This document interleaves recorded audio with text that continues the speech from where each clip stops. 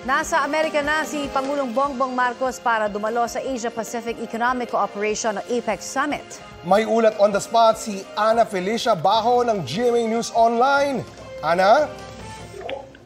Connie, Oscar, pasado alas 9 ng umaga, oras dyan sa Pilipinas, pasado alas 5 naman ng hapon, oras dito sa San Francisco, California, dumating si Pangulong Bongbong Marcos. Pagkalapag ng eroplanong sinakyan ni Pangulong Marcos sa San Francisco International Airport, diretso na agad siya kasama ang buong Philippine delegation patungo sa South San Francisco Conference Center para sa meet and greet kasama ang Filipino community. Hindi nagpaunlak ng panayam sa media ang Pangulo habang nasa biyahe pa Amerika. Alas 6:30 na ng gabi dito sa California. Bukas, puno ng business meetings ang Pangulo kasama ang ilan sa mga kumpanya rito sa Amerika. Pangungunahan din ng Pangulo ang Philippine Economic Briefing upang ibida ang ekonomiya ng Pilipinas sa mga mamumuhunan. Nakatakdaring magsalita ang Pangulo sa APEC CEO Summit na gaganapin naman sa George R. Moscone Convention Center. Sa mga oras na ito, nasa Filipino Community Meet and Greet pa rin ang Pangulo. Yan muna ang latest mula rito sa Amerika. Balik sa inyo, Connie, Oscar. Maraming salamat, Ana Felicia Bajo. Samantala, kuha na po tayo ng latest sa meet and greet ng Pangulo sa Filipino community sa California. May ulat on the spot si Maris Umali. Maris?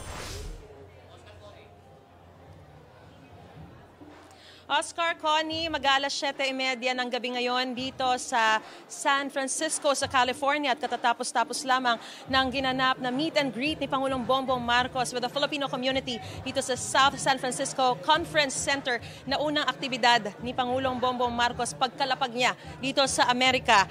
At kahit gabi na nga ang aktibidad, maagang nagdatingan dito ang ating mga kababayan. Sabik na makita ang Pangulo. Ayon kay Dory Cachuela Paniza, Daily City Arts and Culture Commissioner at isa sa mga Philcom leader na nakausap natin, nais nilang ilapit sa Pangulo ang ilan sa mga isyong kinakaharap nila gaya ng kawalan ng pabahay dahil sa mahal na presyo nito habang nananatili sa minimum wage ang sweldo ng ilan sa kanila.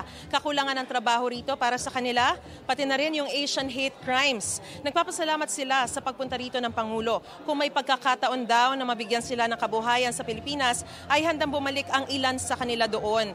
Mahigpit ang ipinatupad na seguridad pero aabot sa halos 300 mga rallyista mula sa Bayan USA, Malaya Movement USA at community allies ang nagprotesta sa harap ng conference center.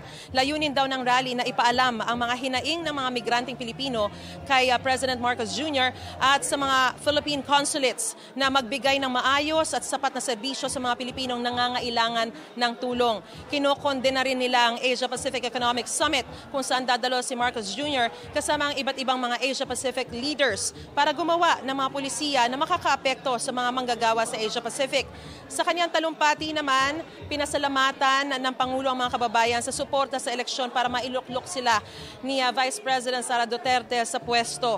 Pinasalamatan din niya ang mga OFW na siyang lagi raw bumubuhay sa ekonomiya, lalo na kapag nakararanas ng financial crisis ang ating bansa o kahit pa yung buong mundo sa pamamagitan ng remittances. Ang Amerika ang biggest single source ng OFW remittance ng Pilipinas. Ayon sa Pangulo, bukod sa negosyo at investment, napakahalaga raw ng pagdalo ng Pangulo sa 30th APEC Leaders Summit na isa sa may pinakamalaking delegasyon dahil kailangan daw nila makausap ang mga kalyado pagdating sa issue ng tensyon sa South China Sea. Isa rin daw sa pinakamahalagang maisakatuparan ang digitalization ng mga transaksyon sa gobyerno, kaya nakatakda rin niyang makapulong ang ilang negosyanteng kabilang si Elon Musk at ilang mga TikTok officials. At kanina, pagkatapos nung talumpati ng Pangulo, ay nagkaroon din siya ng pagkakataon na maka-selfie, makapagpa-photo opportunity with the Filipino community. Hanggang sa paglabas niya, pinagkaguluhan siya, pero nagpaunlak siya ng mga litrato sa Filipino community dito sa San Francisco, pati na rin sa iba't ibang mga estado dito sa Amerika na dumayo dito sa kanilang Filipino community meet and greet. At yan ang pinakasariwang balita mula rito sa San Francisco, sa California. Balik sa inyo, Connie at Oscar. Maraming salamat, Maris Umali. Mga kapuso, para sa mga maiinit na balita, mag-subscribe sa GMA Integrated News sa YouTube. Sa mga kapuso abroad, subaybayan niyo po kami sa GMA Pinoy TV at sa www.gmanews.tv.